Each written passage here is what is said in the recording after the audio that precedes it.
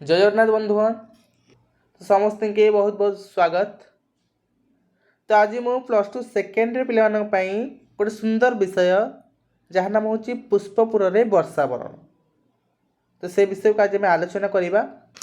तो आलोचना करने पूर्व कही रखुची जी चैनल को नुआ कर आसती जल्दी जल्दी सब्सक्राइब कर नियंतु एवं निज निज सांग मान पाक शेयर कर दियंतु। तो चलतु देखिबा पुष्पपुर वर्षावरण। ता पूर्वर जी रचना कर पुष्पपुर वर्षावरण से स्रष्टा विषय रे किछि पढ़ी रखिबा। प्राबंधिक कृष्णचंद्र पाणिग्राही विषय किछि जानि रखिबा। तो डेरी करबानी जिबा कृष्णचंद्र पाणिग्राही विषय कि जानि रखिबा हैला।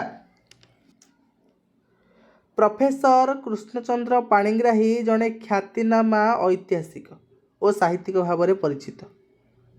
प्राबंधिक भाव में ओडिया साहित्य रे तांकर स्वतंत्र परिचय रही। तांकर जन्म कौठी केबे हिथिला ना 1909 मसीह रे ऐतिहासिक कृष्णचंद्र पाणिग्राही मयूरभंज जिलार खिचिंग ठारे जन्म होइतिला एवं 1987 मसीह रे तांकर अकाल वियोग घटिथिला बा मृत्यु घटिथिला। प्रत्नतत्व को भित्ति करी प्रबंध रचना करिबारे तांकर मौलिकता सुस्पष्ट बोली जणा जाए। प्रोफेसर पाणिग्राही सारस्वत सृष्टिगुड़िक तथ्ययुक्त और विश्लेषणात्मक वास्तवता और कल्पनार समन्वय जो कृष्णचंद्र प्रबंध अधिक सुखपाठ्य करिछि। तो तांकर सृष्टि संभार आमे यदि देखिबा सृष्टि संभार मध्य रे ओडिशार संस्कृति और इतिहास रे जाजपुर सारला साहित्य रे ऐतिहासिक चित्र भारतीय प्रत्नतत्व इतिहास और किंवदंती प्रबंध मानस और तांकर गवेषणा निबंध आमे यदि देखिबा तांकर गवेषणा प्रबंध पुस्तक होउची आर्कोलॉजिकल रिमेन्स एट भुवनेश्वर एवं तांकर आत्मजीवनी रचना कौन करछंती। तांकर आत्मजीवनी होउची मो समयर ओडिशा हैला। तांकर आत्मजीवनी होउची मो समयर ओडिशा। तो प्रोफेसर पाणिग्राही बा कृष्णचंद्र पाणिग्राही भारत सरकार द्वारा पद्मश्री उपाधि और मो समयर ओडिशा पाई ओडिशा साहित्य एकाडेमी पुरस्कार प्राप्त करछंती। तो खाली एतिकी नुहे आमर ए विषयटी कौटू आसीची ना तांकर श्रेष्ठतम कृति प्रबंध मानसर पुष्पपुर रे वर्षावरण जहाँ आम आज पढ़ा। तो सही विषयटी आसी अच्छी है कौटू ना प्रबंध मानसर। तो कपट समस्ते बुझीपार एथर जीवा ये विषय सारांश देखी रखा है। तो चलते विषय सारांश देखी रखा। ऐतिहासिक कृष्णचंद्र पाणिग्राही जड़े जातीयतावादी प्राबंधिक अटंती। तो साहित्य रे वर्षावरण एक सुप्राचीन परंपरा। महाकवि कालिदास वर्षा उद्युत कर प्रणय निकट को पठाई। प्राबंधिक पाणिग्राही से परंपरा को अनुसरण करी बा आधार करी वर्षा को जन्मभूमि को गौरवगान करने व्यवहार करिसेंती। तो सुजला सुफला शस्य श्यामला उत्कल भूमिर गौरव बावह अतीत और अवहेलित वर्तमान विषय उल्लेख करी पूर्वर सही गौरव फेराई आनिबा लगी से प्रेरणा प्रदान करिसेंती। तो उक्त प्रबंध आमर प्रबंध मानस पुस्तक संग्रहित। तो कही ना जे यही प्रबंधटी प्रबंध मानस बोली तांकर गोटे श्रेष्ठतम प्रबंध पुस्तक आसी अछि।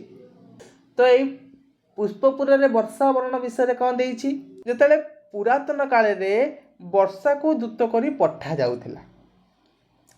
तो कालिदास जो महापंडित कालिदास बोले आम जहाँ कहूचे तो से कालिदास गोटे काव्य थिला मेघदूत लिखा जाए बही रे तथापि कही रखुची गोटे काव्य थिला मेघदूत। तो मेघदूत को मेघ को दूत करी से प्रणयिनी बा प्रेमिका पाखक पठे कालिदास मेघ को दूत करी से निज तांकर प्रेमिका पाखक पठे किंतु सेई परंपरा को आधार करी सेई नीति के अनुसरण करी आज प्राबंधिक कौन करसंती ना वर्षा को पठाई क्या पाखक प्रेमिका पाखक नुहे निजर स्वदेश निजर जन्मभूमि पाखक पठाई। ହେଲା। ତ କ'ଣ ପାଇଁ ପଠେଇଛନ୍ତି ଆମେ ଭିତରେ ପଢ଼ିବା, କେଉଁଠିକି ପଠେଇଛନ୍ତି ତା ମଧ୍ୟ ଆମେ ବିଷୟ ପଢ଼ିବା। ତ ବୁଝିହେଲା। ତ ଜନ୍ମଭୂମି ପାଖକୁ ଯେଉଁ ବର୍ଷାକୁ ପ୍ରେରଣ କରି ପଠେଇଛନ୍ତି ସେଇ ପୁରୁଣା ପରମ୍ପରାକୁ ଆମ ନିକଟରେ ଗୋଟେ ନୂତନ ରୂପ ଦେଇଛନ୍ତି ନା ନାହିଁ। ନିଜ ଦେଶଭକ୍ତିକି ମଧ୍ୟ ଏଠି ଜାଗ୍ରତ କରିଛନ୍ତି। ସେଇ ଉତ୍କଳ ଭୂମି ସୁଜଳା ସୁଫଳା ଶସ୍ୟ ଶ୍ୟାମଳା ଗୌରବାନ୍ୱିତ ଏଇ ଉତ୍କଳ ଭୂମିକୁ ଆହୁରି ପ୍ରଶଂସିତ କରିଦେଇଛନ୍ତି। ତ ବୁଝିହେଲା। ତ ଆମେ ଏବେ ବିଷୟକୁ ଯିବା ହେଲା। ଚାଲନ୍ତୁ ବିଷୟ ଦେଖିବା। ପୁଷ୍ପପୁରରେ ବର୍ଷା ବରଣ, ଯାହାକୁ ରଚନା କରିଛନ୍ତି କିଏ ନା ପ୍ରାବନ୍ଧିକ କୃଷ୍ଣଚନ୍ଦ୍ର ପାଣିଗ୍ରାହୀ ହେଲା। କ'ଣ ଲେଖିଲେ? ସ୍ୱାଗତ ବାରିହ ସ୍ୱାଗତ, ତୋର ସ୍ନିଗ୍ଧ କଜ୍ଜଳ କାନ୍ତି ଆଜି ପୁଷ୍ପପୁରରେ ନେତ୍ରୋତ୍ସବ ସୃଷ୍ଟି କରିଛି। ପ୍ରାସାଦର ବାତାୟନ ପଥରେ ତୋର ଆଗମନୀର ଶତଶୁଭ ଶଙ୍ଖ ବାଜି ଉଠୁଛି। ଦୂରବନ୍ଧୁ, ବହୁଦିନ ପରେ ତୋର ଶୁଭାଗମନ ଆଜି ମଙ୍ଗଳକର ଓ ମଧୁମୟ ହୋଇ ଉଠିଛି। ତୋର ସ୍ପର୍ଶରେ ପୁଷ୍ପପୁର ଅଚିରେ ସଜୀବ ଓ ଶ୍ୟାମଳ ହୋଇ ଉଠିବ। ନା କ'ଣ କହିଲେ? ତ ପ୍ରାବନ୍ଧିକ ବା ଲେଖକ କୃଷ୍ଣଚନ୍ଦ୍ର ପାଣିଗ୍ରାହୀ ଯେତେବେଳେ ବିହାରର ପାଟନାରେ ବସବାସ କରୁଥିଲେ, ଦେଖିଛନ୍ତି ଆକାଶରେ କଳାମେଘ ଘନେଇ ଆସିଛି ବା ବର୍ଷା ଆସିଛି। ତାଙ୍କ ମନ ପ୍ରଫୁଲ୍ଲିତ ହୋଇଯାଇଛି ଏବଂ ବର୍ଷାକୁ ସେଇଠି ଦେଖି ତାକୁ ସ୍ୱାଗତ କରିଛନ୍ତି। କହିଛନ୍ତି ସ୍ୱାଗତ ବାରିହ ସ୍ୱାଗତ, ହେ ବାରିବାହ, ହେ ବର୍ଷା, ତୋତେ ବଧାଇ ଜଣାଉଛି, ସ୍ୱାଗତ କରୁଛି। ତୋର ସ୍ନିଗ୍ଧ କଜ୍ଜଳ କାନ୍ତି ଆଜି ପୁଷ୍ପପୁରରେ ନେତ୍ରୋତ୍ସବ ସୃଷ୍ଟି କରିଛି। ତୋର ସ୍ନିଗ୍ଧ ସେ କୋମଳ ଯେଉଁ କଜ୍ଜଳ କାନ୍ତି, କଳା ରଙ୍ଗର ଦେହ, ତୋର କଳା ରଙ୍ଗର ସେ ଶୋଭନୀୟ ଦୃଶ୍ୟ ଆଜି ପୁଷ୍ପପୁରରେ, ଅର୍ଥ କେଉଁଠି ନା ପାଟନା, ଯେଉଁ ବିହାରର ରାଜଧାନୀ ପାଟନାରେ ସେ ଯେଉଁ ବସବାସ କରୁଥିଲେ, ତ ସେଇଦିନ କହିଛନ୍ତି ଆଜି ପୁଷ୍ପପୁରରେ, ଏ ପାଟନା ସହରରେ ଆଜି କ'ଣ କରିଛି? ନେତ୍ର ଉତ୍ସବ ସୃଷ୍ଟି କରିଛି। ଆଜି ତୋତେ ସମସ୍ତେ ଚାହିଁଛନ୍ତି, ଗୋଟେ ଅପୂର୍ବ ଦୃଶ୍ୟରେ ଅପଲୋକ ନୟନରେ ତୋତେ ଚାହିଁଛନ୍ତି। ବୁଝିହେଲା। ଆଉ କ'ଣ ହେଇଛି ନା ପ୍ରାସାଦ ବାତାୟନ ପଥରେ ତୋର ଆଗମନରେ ଶତଶୁଭ ଶଙ୍ଖ ବାଜି ଉଠୁଛି। କେଉଁଠି? ଯେହେତୁ ଲେଖକ ପ୍ରାସାଦ ଅର୍ଥ ଘରେ ବସିଛନ୍ତି, ପୁଣି କେଉଁଠି ବସନ୍ତି ନା ବାତାୟନ ପାଖରେ। ବାତାୟନ ଅର୍ଥ କ'ଣ ନା ଝରକା ହେଲା, ଝରକାର ପଥରେ। ଯେହେତୁ ଲେଖକ ଘରେ ବସିଛନ୍ତି ଝରକା ପାଖରେ, ତ ସେଇ ଝରକା ପାଖରେ ଅର୍ଥ ଝରକା ପଥରେ ଅର୍ଥ ଝରକା ପଟିଆ ଦେଖିଛନ୍ତି ଆକାଶକୁ ଅନେଇକି ଯେ କଳା ମେଘ ଘନେଇ ଆସିଛି। ଏବଂ ସେଇ ଝରକା ପଥରୁ ଯେତେବେଳେ ଦେଖିଛନ୍ତି କଳା ମେଘ ଆସିଛି, ତ ସେଇଠି ସ୍ୱାଗତ କରିଛନ୍ତି ଏବଂ କହିଛନ୍ତି ଏଇ ପ୍ରାସାଦର ବାତାୟନ ପଥରେ ତୋର ଆଗମନୀର ଶତଶୁଭ ଶଙ୍ଖ ବାଜି ଉଠୁଛି। ଯେତେବେଳେ ବସିଛନ୍ତି ପ୍ରାସାଦର ବାତାୟନ ପଥ ଝରକା ପଥରେ ବସିଛନ୍ତି, ସେତେବେଳେ ଦେଖିଛନ୍ତି କଳା ମେଘ ଆସିଛି। ଖାଲି କଳା ମେଘ ନୁହେଁ, ତା ସହିତ ବର୍ଷା ସହିତ ବିଜୁଳି ଘଡ଼ଘଡ଼ି ମାରୁଛି। ତ ସେଇ ବିଜୁଳି ଘଡ଼ଘଡ଼ିକି ଏଠି ତୁଳନା କରି କହିଛନ୍ତି ତୋର ଏଇ ଯେଉଁ ଆଜି ମୁଁ ବାତାୟନ ପଥରେ ଦେଖୁଛି, ତୋର ଆଗମନୀର କ'ଣ ହେଇଛି? ସତ ଶୁଭ ଶଙ୍ଖ ବାଜି ଉଠୁଛି। ତ ସେ ଘଡ଼ଘଡ଼ି ବିଜୁଳି ନୁହଁ, ସତ ଯେମିତି ଶୁଭ ଶଙ୍ଖ ବାଜି ଉଠୁଛି। ହେଲା। ଯେ ପଡ଼ିବ ଯଦି ବର୍ଷାର ବା ବାରିବାହର ଆଗମନୀର ଶତ ଶୁଭ ଶଙ୍ଖ କେଉଁ ପଥରେ ବାଜି ଉଠୁଛି? ବା ପ୍ରାସାଦର ବାତାୟନ ପଥରେ। ବୁଝିହେଲା। ପ୍ରାସାଦର ବାତାୟନ ପଥରେ କ'ଣ ବାଜି ଉଠୁଛି ନା ଶତ ଶୁଭ ଶଙ୍ଖ ବାଜି ଉଠୁଛି। ବୁଝିପାରିଲେ ସମସ୍ତେ? ଆଚ୍ଛା। ଦୂରବନ୍ଧୁ, ବହୁଦିନ ପରେ ତୋର ଶୁଭାଗମନ ଆଜି ମଙ୍ଗଳକର ଓ ମଧୁମୟ ହୋଇ ଉଠିଛି। ଏଠି ଦୂରବନ୍ଧୁ ବୋଲି କହିଛନ୍ତି କାହାକୁ ନା ବର୍ଷାକୁ, ବାରିବାହକୁ। କାହିଁକି? କାରଣ ବର୍ଷକୁ ଆମର 12 ମାସ। ତ 12 ମାସ କ'ଣ ବର୍ଷା ହୁଏ? ସବୁଦିନ କ'ଣ ବର୍ଷା ହୁଏ କି ନା? ତ ବର୍ଷା କ'ଣ ବହୁତ ଦିନ ପରେ ଆସେ। ବର୍ଷାର ନିର୍ଦ୍ଦିଷ୍ଟ ସମୟ ଅଛି ହେଲା। ବର୍ଷକୁ ଆମର 2 ମାସ ଆସେ, ଆମେ କହୁଛେ ଆଷାଢ଼ ଶ୍ରାବଣ, ଏଇ 2 ମାସ ବର୍ଷା ହୁଏ ବୋଲି ବର୍ଷା ଋତୁ ବୋଲି ଆମେ କହୁଛେ। ଯେତେବେଳେ ବର୍ଷା ଋତୁ ବୋଲି କହୁଛେ, ବର୍ଷା ଋତୁ କ'ଣ 2 ମାସ ଆସେ, ବହୁତ ଦିନ ଛାଡ଼ିକି ଆସେ ସେ ଋତୁ। ତ ସେଇଥିପାଇଁ ନା ବର୍ଷାକୁ ଏଠି ଦୂରବନ୍ଧୁ ବୋଲି ଲେଖକ କହିଛନ୍ତି। ହେ ଦୂରବନ୍ଧୁ, ବହୁଦିନ ପରେ ତୋର ଶୁଭାଗମନ ଆଜି ମଙ୍ଗଳକର ମଧୁମୟ ଉଠିଛି। ତୁ ଯେଉଁ ବହୁତ ଦିନ ପରେ ଆସିଛୁ, ତୋର ଯେଉଁ ଶୁଭାଗମନ, ତୋର ଶୁଭ ଆଗମନ ଆଜି କ'ଣ ହେଇଛି ନା ମଙ୍ଗଳକର ମଧୁମୟ ଉଠିଛି। ପଡ଼ିବ ଯେ ଦୂରବନ୍ଧୁ, ବା ବର୍ଷାର ବାରିବାହର ଯେଉଁ ବହୁଦିନ ପରେ ଶୁଭାଗମନ ଆଜି କ'ଣ ହୋଇ ଉଠିଛି ନା ମଙ୍ଗଳକର ଓ ମଧୁମୟ ହୋଇ ଉଠିଛି। ବୁଝିପାରିଲ? ଏବଂ ତୋର ସ୍ପର୍ଶରେ ପୁଷ୍ପପୁର ଅଚିରେ ସଜୀବ ଶ୍ୟାମଳ ହୋଇ ଉଠିବ। ଏବଂ ତୋର ସ୍ପର୍ଶରେ ପୁଷ୍ପପୁର କ'ଣ ହେବ? ଅଚିରେ ଅର୍ଥ ଶୀଘ୍ର, ଅଚିରେ ଅର୍ଥ ଶୀଘ୍ର ସଜୀବ ଓ ଶ୍ୟାମଳ ହୋଇ ଉଠିବ। ସଜୀବ ସବୁଜରେ ଭରିଯିବ, ଶ୍ୟାମଳରେ ଭରିଯିବ। ବୁଝିହେଲା? ତ ତାପରେ କ'ଣ ଦେଲା ଚାଲ ଦେଖିବା। ବାରିଦ, ମୁଁ ଶୁଣିଛି ଯେ ଇତିହାସର କେଉଁ ଅନାମ ଯୁଗର ବିତାଡ଼ିତ ବିରହୀ ଯକ୍ଷଟିଏ ପୁଷ୍ପ ଅର୍ଘ୍ୟରେ ତୋତେ ପୂଜା କରି ଅଳକାପୁରୀର ପ୍ରିୟା ପାଖକୁ ତୋ ହସ୍ତରେ ଉଦନ୍ତ ପଠାଇଥିଲା। ଏଠି କହୁଛନ୍ତି କ'ଣ କହୁଛନ୍ତି ନା କହିଥିଲି ପୁରୁଣା ଯୁଗର ସେ ପରମ୍ପରାକୁ ଆଣି ଏଠି ଥୋଇଛନ୍ତି ନା ନାହିଁ। ତ ସେଇ ଅନୁସାରେ ପୁଷ୍ପପୁର ବର୍ଷାବରଣ ପ୍ରବନ୍ଧଟି ରଚନା କରିଛନ୍ତି କୃଷ୍ଣଚନ୍ଦ୍ର ପାଣିଗ୍ରାହୀ। ତ ସେଇ ପୂର୍ବ କଥା ଟିକେ କହୁଛନ୍ତି ବାରିଦ ହେ ବର୍ଷା, ମୁଁ ଶୁଣିଛି ଇତିହାସର କେଉଁ ଅନାମ ଯୁଗର ବିତାଡ଼ିତ ବିରହୀ ଯକ୍ଷଟିଏ। ତ ଇତିହାସ ଅର୍ଥ ପୂର୍ବ କାଳର, ଅତୀତର କେଉଁ ଅନାମ ଯୁଗର, ଅତୀତର କେଉଁ ଯୁଗର ବିତାଡ଼ିତ ବିରହୀ ଯକ୍ଷଟିଏ। ଯକ୍ଷ କିଏ ନା ଏଠି କାଳିଦାସକୁ କହୁଛନ୍ତି। ନା ସେଇ ଅତୀତର ସେ କାଳିଦାସ ବା ଅତୀତର ଯେଉଁ ବିତାଡ଼ିତ ବିରହୀ ଯକ୍ଷଟି କାଳିଦାସ କ'ଣ କରିଥିଲେ? ପୁଷ୍ପ ଅର୍ଘ୍ୟରେ ତୋତେ ପୂଜା କରି, ପୁଷ୍ପ ରୂପକ ଘୃତ ବା ଅର୍ଘ୍ୟରେ ତୋତେ ପୂଜା କରି ଅଳକାପୁରୀର ପ୍ରିୟା ପାଖକୁ ତୋ ହାତରେ ଉଦନ୍ତ ପଠାଇଥିଲା, ଅର୍ଥାତ୍ ତୋ ହାତରେ ଚିଠି ପଠାଇଥିଲା। ବୁଝିହେଲା? କିନ୍ତୁ ଘନ ବ୍ୟକ୍ତିଠାରୁ କ'ଣ ଗୋଷ୍ଠୀ ବଡ଼ ନୁହେଁ? ସେଇଠି ପ୍ରଶ୍ନ କରିଛନ୍ତି। କିଏ ପ୍ରଶ୍ନ କରିଛନ୍ତି ନା ପ୍ରାବନ୍ଧିକ କୃଷ୍ଣଚନ୍ଦ୍ର ପାଣିଗ୍ରାହୀ ବର୍ଷାକୁ ସେଠି ପ୍ରଶ୍ନ କରିଛନ୍ତି ଯେ ହେ ବର୍ଷା, ହେ ବାରିଦ, କହିଲୁ ବ୍ୟକ୍ତିଠାରୁ କ'ଣ ଗୋଷ୍ଠୀ ବଡ଼ ନୁହେଁ? କାହିଁ ଏ କଥା କହିଛନ୍ତି? କାହିଁକିନା କହିବାର ତାତ୍ପର୍ଯ୍ୟ ହେଉଛି ସେଇଠି ବର୍ଷାକୁ କହିଛନ୍ତି ହେ ବାରିଦ, ହେ ବର୍ଷା, ତୁ ଯେତେବେଳେ ମୁଁ ଶୁଣିଛି ଯେ ତୁ ଅତୀତର ସେଇ ବିତାଡ଼ିତ ବିରହୀ ଯକ୍ଷଟିଏ କାଳିଦାସଙ୍କୁ କ'ଣ କରିଥିଲେ? ଅଳକାପୁରୀ ପ୍ରିୟା ପାଶକୁ ତୋ ହାତରେ ଉଦନ୍ତ ପଠାଇଲେ, ତୋ ହାତରେ ଚିଠି ପଠାଇଥିଲେ। ଯେମିତି ତୁ ତାଙ୍କ କଥା ମାନି ସେଇ ଜଣଙ୍କ କଥାକୁ ରକ୍ଷା କରି ତୋ ହାତରେ ଏ ଚିଠିଟିକୁ ନେଇକି ଯାଇଥିଲୁ। ତ ଆଜି କହ ବ୍ୟକ୍ତିଠାରୁ କ'ଣ ଗୋଷ୍ଠୀ ବଡ଼ ନୁ? এই ভ্রাম্যমাণ উদাসীন ধরণী ব্যক্তিবিশেষ লাভ ক্ষেত্রে বিচଳିତ ହୁଏ ନାହିଁ।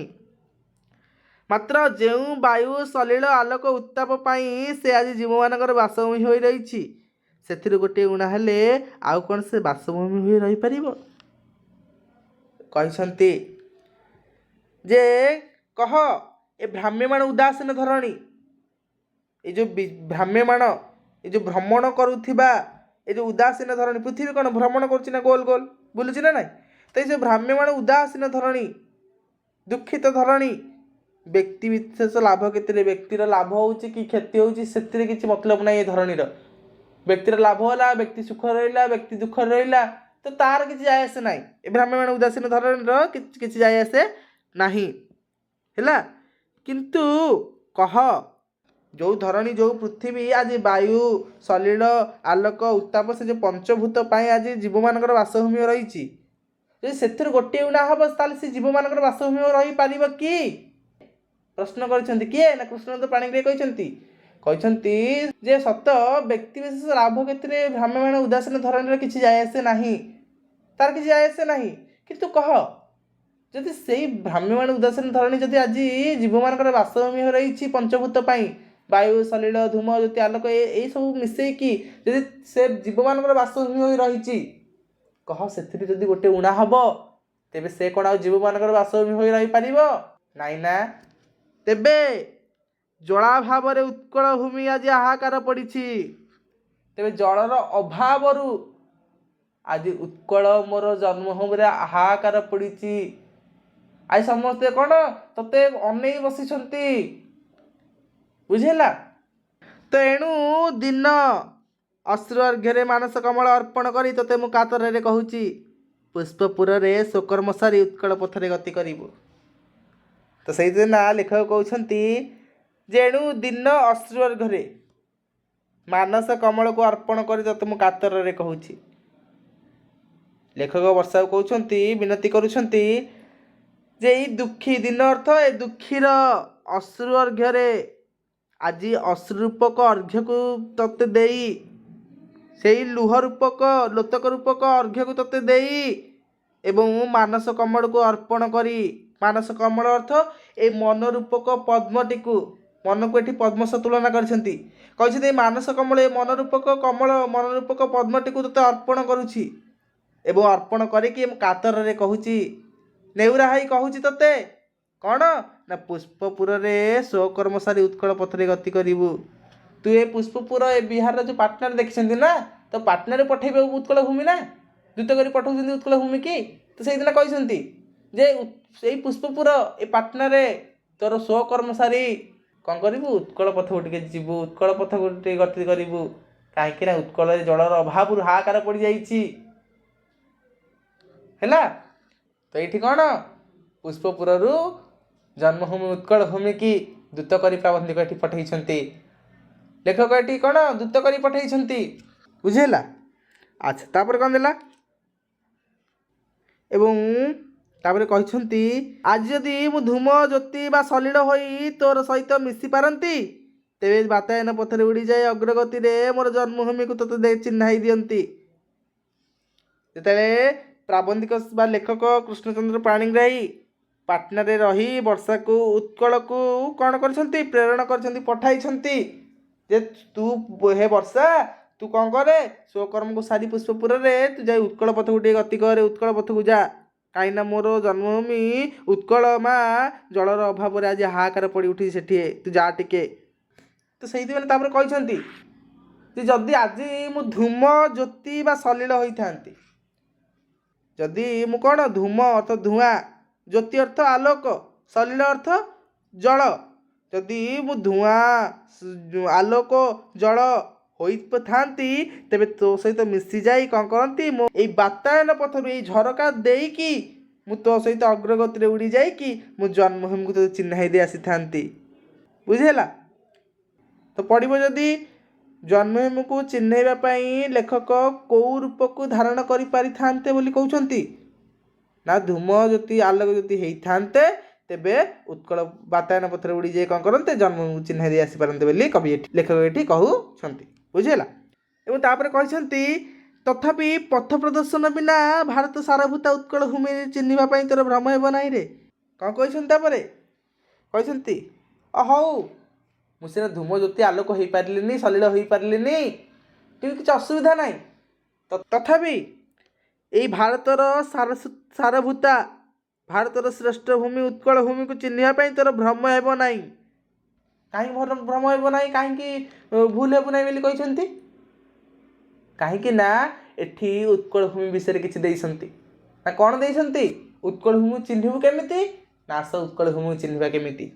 ତୁ ଦେଖିବୁ ଏକ ଦିଗରେ ପୁଗ ପୂର୍ଣ୍ଣାଙ୍ଗ, ତାଳ ତମାଳ ତାମ୍ବୁଳ ନାରିକେଳ ବନରେ ବିଶୋଭିତ ମହୋଦଧି ବେଳାରେ ସେ ବଳୟିତ ହୋଇଛି। ଆଉ ଅନ୍ୟ ଦିଗରେ ତୁଙ୍ଗ ଶିଖରୀ ସମାକୁଳ ନିବିଡ଼ ବନରାଜିର ଅସରନ୍ତି ଶ୍ୟାମ ଶୋଭାରେ ଅପରୂପା ହୋଇଛି। କହିଲେ ତୁ ସେ ଉତ୍କଳ ଭୂମିକୁ ଚିହ୍ନିବା ପାଇଁ ତୋର ଭ୍ରମ ହେବନି, ତୋର ଭୁଲ ହେବନି। କାହିଁକି ନା ତୁ ଯିବୁ ଦେଖିବୁ ଏକ ଦିଗରେ ମୋ ଉତ୍କଳ ଭୂମି ଚିହ୍ନିବୁ କେମିତି, ନା ଏକ ଦିଗରେ ପୁଗ ପୂର୍ଣ୍ଣାଙ୍ଗ ତମ୍ବୁଳ ତାଳ ତମାଳ ତମ୍ବୁଳ ନାରିକେଳ ବନରେ ବିଶୋଭିତ ହୋଇ ମହୋଦଧି ବେଳାରେ ବଳୟିତ ହେଉଥିବେ। ଦେଖିବୁ ଏକ ଦିଗରେ ପୁଗ ଅର୍ଥ ଗୁଆ, ଗୁଆ ଗଛ, ପୂର୍ଣ୍ଣାଙ୍ଗ ଅର୍ଥ ପୋଲାଙ୍ଗ ଗଛ ଏବଂ ତାଳ ତମ୍ବାଳ ତାମ୍ବୁଳ ନାରିକେଳ, ଏବଂ ତାଳ ଗଛ, ତମାଳ ଗଛ, ତାମ୍ବୁଳ ଗଛ ଏବଂ ନାରିକେଳ ଗଛ, ନଡ଼ିଆ ଗଛ, ତ ଏସବୁ କ'ଣ, ଏସବୁ ବନରେ ବିଶୋଭିତ ହୋଇ, ଏସବୁ ଗଛରେ ପରିପୂର୍ଣ୍ଣ ହୋଇ ବିଶୋଭିତ ହୋଇ କ'ଣ ହେଉଥିବେ ନା ମହୋଦଧିର ବେଳାରେ ସେ ସମୁଦ୍ର କୂଳେ ବଳୟିତ ହୋଇଥିବେ, ଦୋହଲୁଥିବେ, ଦୋଳାୟମାନ କରୁଥିବେ। ବୁଝିହେଲା। ଏବଂ ଅନ୍ୟ ଦିଗରେ ତୁଙ୍ଗ ଶିଖରୀ ସମାକୁଳ ନିବିଡ଼ ବନରାଜିର ଅସରନ୍ତି ଶ୍ୟାମ ଶୋଭାରେ ଅପରୂପା ହୋଇଥିବ। ଅନ୍ୟ ଦିଗରେ ତୁଙ୍ଗ ଶିଖରୀ ଉଚ୍ଚ ଉଚ୍ଚ ପର୍ବତ କ'ଣ ହେଇଥିବ, ସମାକୁଳ ହୋଇଥିବ, ଲାଗିଥିବ। ଏବଂ ନିବିଡ଼ ବନରାଜିର ଅସରନ୍ତି ଶ୍ୟାମଶୋଭା। ସେ ଯେଉଁ ନିବିଡ଼ ବନରାଜି ବନରେ ଯେଉଁ ପରିପୂର୍ଣ୍ଣ ହେଇଥିବ ସେ ତୁଙ୍ଗ ଶିଖର, ତ ତାର ଶ୍ୟାମଶୋଭା, ତାର ଯେଉଁ ଶ୍ୟାମଳ ରୂପକ ଯେଉଁ ଅପୂର୍ବ ଶୋଭନୀୟ ଦୃଶ୍ୟ କ'ଣ ହେଉଥିବ, ଅପରୂପା ଦିଶୁଥିବ, ଗୋଟେ ଅଲଗା ପ୍ରକାର ଦିଶୁଥିବ। ବୁଝିହେଲା? ପଡ଼ିବ ଯଦି ଉତ୍କଳ ଭୂମିକୁ ଆମେ ଚିହ୍ନିବା କିପରି, ବା ଉତ୍କଳ ଭୂମିର କ'ଣ ପରିଚୟ ବର୍ଣ୍ଣନା କର। ହେଲା, ତ ଲେଖିବ। ତ ଗୋଟେ ଦିଗରେ ପୁଗ ପୂର୍ଣ୍ଣାଙ୍ଗ ତାଳ ତମାଳ ତମ୍ବୁଳ ନାରିକେଳ ବନରେ ବିଶୋଭିତ ହୋଇ ମହୋଦଧି ବେଳାରେ ବଳୟିତ ହେଉଥିବେ, ଏବଂ ଅନ୍ୟ ପ୍ରକାରେ ତୁଙ୍ଗ ଶିଖରୀ ସମାକୁଳ ନିବିଡ଼ ବନରାଜିର ସେ ଅସରନ୍ତି ଶ୍ୟାମ ରୂପକ ଶୋଭା କ'ଣ ହେଉଥିବ, ଗୋଟେ ଅପରୂପା ଦିଶୁଥିବ। ହେଲା, ଉତ୍କଳ ଭୂମିର ବର୍ଣ୍ଣନା କରିବ। ହେଲା, ବୁଝିହେଲା? ଆଚ୍ଛା, ସେଇଠି ତାପରେ କହିଲେ ଯେ ସେହି ମୋର ଜନ୍ମଭୂମି, କୋଟି ବୀର ପ୍ରସବିନୀ, କୋଟି କୀର୍ତ୍ତି କିରତିନୀ, ତଟିନୀ ତଟମାଳିନୀ, ପ୍ରଚ୍ଛନ୍ନ ରଥ ଧାରିଣୀ, ସୁଜଳା ସୁଫଳା ଶ୍ୟାମଳା ଅଥଚ ଆଦି ପତିତା, ଲାଞ୍ଛିତା ଓ ଖଣ୍ଡିତା। ଜଳଦ, ଏପରି ଭୂମିକି ଚିହ୍ନିବା ପାଇଁ ତୋର ଭ୍ରମ ହେବ ନାହିଁ ରେ।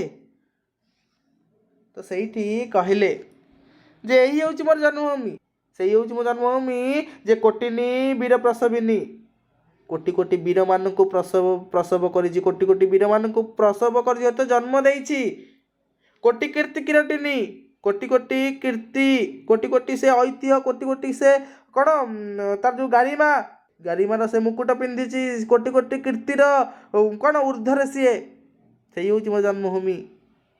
ଖାଲି ଏତିକି ନୁହେଁ, ସେଇ ହେଉଛି ମୋର ଜନ୍ମଭୂମି ତଟିନୀ ତଟମାଳିନୀ, ପ୍ରଚ୍ଛନ୍ନ ରଥ ଧାରିଣୀ, ତଟିନୀରେ ପରିପୂର୍ଣ୍ଣ ହେଲା, ପ୍ରଚ୍ଛନ୍ନ ରଥ, ସୁଜଳା ସୁଫଳା ଶ୍ୟାମଳା, ଅଥଚ କିନ୍ତୁ ଆଜି କ'ଣ ପତିତା ସାଜିଛି, ପଡ଼ି ରହିଛି, ଲାଞ୍ଛିତ ସାଜିଛି, ଖଣ୍ଡିତ ସାଜିଛି। ଏବଂ ସେସବୁ କହୁଛନ୍ତି ଜଳଦ, ଏପରି ଭୂମିକୁ ଚିହ୍ନିବା ପାଇଁ ତୋର ଭ୍ରମ ହେବ ନାହିଁ ରେ। ଏପରି ଭୂମିକୁ ଚିହ୍ନିବା ପାଇଁ ତୋର ଭ୍ରମ ହେବନି, ତୁ ଆଉ ବାଚାଳ ହେବୁନି, ତୋର ଭ୍ରମ ହେବନି, ତୋର ବିବ୍ରତ ହେଇପାରିବୁନି। ବୁଝିହେଲା? ତାପରେ କ'ଣ ଦେଇଛି, ବିଜୁଳି ବିମଣ୍ଡିତ ବଳକା ବିଶୋଭିତ ହୋଇ ଗନ୍ଧବ ହିଲ୍ଲୋଳରେ ଭାସି ଭାସି ପୀତବସନ ବନମାଳା ପରି ଉତ୍କଳ ଆକାଶରେ ଆବିର୍ଭୂତ ହୋଇଯିବୁ। ଗୋପାଙ୍ଗମାନଙ୍କ ଅପାଙ୍ଗ ଘନଶ୍ୟାମ ରୂପ ସୁଦ୍ଧା ପାନ କଲା ପରି ଉତ୍କଳରେ ଆଜି କୋଟି ନେତ ତୋ ରୂପ ସୁଦ୍ଧାକୁ ପାନ କରିବେ। ବୁଝିହେଲା? ତ କ'ଣ କହିଲେ, ଯେ ଲେଖକ କହୁଛନ୍ତି ନା ହେ ବାରିଦ, ହେ ବର୍ଷା, ତୁ କ'ଣ କରିବୁ, ବିଜୁଳି ବିମଣ୍ଡିତ ବଳକା ବିଶୋଭିତ ହୋଇ ଗନ୍ଧବ ହିଲ୍ଲୋଳରେ, ବିଜୁଳିକି ମଣ୍ଡନ କରି, ବିଜୁଳି ସହ ବଳକା ବିଶୋଭିତ, ବଳକା ଅର୍ଥ କହିଲେ ବଗ ଏଠି ଜଣାଯାଏ। ତ ବର୍ଷା ଯେତେବେଳେ ହେବ ପକ୍ଷୀମାନେ ଉଡ଼ନ୍ତି, ପ୍ରାୟତଃ ବଗ ଦେଖାଯାଆନ୍ତି। ତ ବିଜୁଳି ବିମଣ୍ଡିତ, ବିଜୁଳିକି ମଣ୍ଡନ କରି ବଳକା ବିଶୋଭିତ, ଆକାଶରେ ସେଇ ବଗମାନଙ୍କର ବିଶୋଭିତ କରିଦେଇ ହେଲା ଗନ୍ଧବ ହିଲ୍ଲୋଳରେ ଭାସି ଭାସି। ଗନ୍ଧବ ଅର୍ଥ ଏଠି ଗନ୍ଧବ ଅର୍ଥ ପବନ, ପବନକୁ କହିଛନ୍ତି, ହେଲା ବାୟୁକୁ କହିଛନ୍ତି। ତ ଗନ୍ଧବ ହିଲ୍ଲୋଳରେ ପବନର ତାଳେ ତାଳେ ଭାସି ଭାସି କ'ଣ କରିବୁ, ପୀତବସନ ବନମାଳା ପରି ଉତ୍କଳ ଆକାଶରେ ଆବିର୍ଭୂତ ହେବ। ତ ଏଇଠି ଭଲସେ ବୁଝ, ନା କ'ଣ ଦେଲା, ପୀତବସନ ବନମାଳା। ବନମାଳା କିଏ, ପରମ ପୂଜ୍ୟ ଶ୍ରୀକୃଷ୍ଣ। ଶ୍ରୀକୃଷ୍ଣ କ'ଣ ଧାରଣ କରନ୍ତି, କେଉଁ ବସ୍ତ୍ରକୁ ପିନ୍ଧନ୍ତି, ନା ପୀତବସନ ଅର୍ଥ ହଳଦିଆ ରଙ୍ଗର ବସନ ପିନ୍ଧନ୍ତି, ନା ନାହିଁ? ତ ଏଠି ଶ୍ରୀକୃଷ୍ଣ କଥା କାହିଁ କହୁଛନ୍ତି, ତ କାହିଁକି ନା ଏଠି ଲେଖକ କହିବାଙ୍କର ତାତ୍ପର୍ଯ୍ୟ ହେଉଛି ମେଘଟା ଦେଖିବା ପାଇଁ କେମିତି, ଶ୍ୟାମଳ କଲର ବା ଶ୍ରୀକୃଷ୍ଣଙ୍କ କଲର, ନା ନାହିଁ? ଶ୍ରୀକୃଷ୍ଣର ବର୍ଣ୍ଣ ଦେଖିବା ପାଇଁ ମେଘଟା, କିନ୍ତୁ ଯେତେବେଳେ ତା ଦେହରେ ବିଜୁଳି ମାରେ ସତେ ଲାଗେ କେମିତି, ବିଜୁଳି ନୁହଁ, ପୀତବସନ। ଶ୍ରୀକୃଷ୍ଣ ସତେ ଯେମିତି ପୀତବସନ ପିନ୍ଧିଛନ୍ତି, ଅର୍ଥ ହଳଦିଆ ରଙ୍ଗର ସେ ବସ୍ତ୍ର ପରିଧାନ କରିଛନ୍ତି, ନା ନାହିଁ? ତ ସେଇଥିପାଇଁ କହୁଛନ୍ତି ଯେ ତୁ ଶ୍ରୀକୃଷ୍ଣ ଯେମିତି ପୀତବସନକୁ ପରିଧାନ କଲେ ଯେପରି ଅପୂର୍ବ ଦେଖାଯାଆନ୍ତି, ତୁ ଠିକ୍ ସେଇଭଳି ଭାବରେ ବିଜୁଳିକି ବିମଣ୍ଡିତ କରି ତୁ କ'ଣ ଉତ୍କଳ ଆକାଶରେ ଆବିର୍ଭୂତ ହବୁ। ବୁଝିଲେ ସମସ୍ତେ? କିଏ ବୁଝିପାରିଲନି? ଯାହାର ଯାହାର ଡାଉଟ୍ ଅଛି ମୋତେ ଜଣାଅ, ହେଲା? ତ ଚାଲ ତାପରେ ଦେଖିବା। ତ ଆଉ କ'ଣ କହିଲେ, ନା ଗୋପାଙ୍ଗନା ମାନଙ୍କର ଅପାଙ୍ଗ ଘନଶ୍ୟାମ ରୂପ ସୁଦ୍ଧା ପାନ କଲା ପରି, ଯେପରି ଗୋପାଙ୍ଗମାନେ, ଗୋପୀମାନେ କ'ଣ କରନ୍ତି, ଘନଶ୍ୟାମଙ୍କର, ଘନଶ୍ୟାମ କିଏ, କୃଷ୍ଣଙ୍କର, ଯେମିତି ଗୋପାଙ୍ଗମାନେ ଅର୍ଥାତ୍ ଗୋପୀମାନେ ଶ୍ରୀକୃଷ୍ଣଙ୍କର ରୂପ ସୁଦ୍ଧା, रूप अर्थ सुसौंदर्य रूप श्रीकृष्ण रूपर सुधा अर्थ अमृत रूपर अमृत है जमीती गोपी माने घनश्याम श्रीकृष्ण रूप अमृत को और सौंदर्यर अमृत को रूप सुधा को पान जमीती करती पान कला परी जेपरी पान करती ठीक से ही तू जो उत्कल आकाश आविर्भूत हबु ना तेबे ले कोटि नेत्र कोटि कोटि लोक माने कोटि कोटि जनता कोटि कोटि नेत्र कौन कर तोर रूप सुधा को पान करने तो रूप सुधा को पान करने चाह बसी थे ते तू जा उत्कल आकाश आविर्भूत हबु तो रूप सुधा को पान करने समस्ते चाह बसी थे बुझे समस्ते समस्ते बुझीपार है किए बुझीपार जहाँ जहाँ भी डाउट अच्छे मत तुरंत कह है तो आज एति थाऊ है तो वर्षा को जेहेतु पठे देती उत्कल आकाश आविर्भूत हो बोली तो तापर वर्षा को कौटी कौटी पठे कुआड़े कुआड़े वर्षा जाइए आम ताको नेक्स्ट क्लास रे पढ़िबा है तो आज मत विदाय दिंतु। रहुछि नमस्कार, जय जगन्नाथ।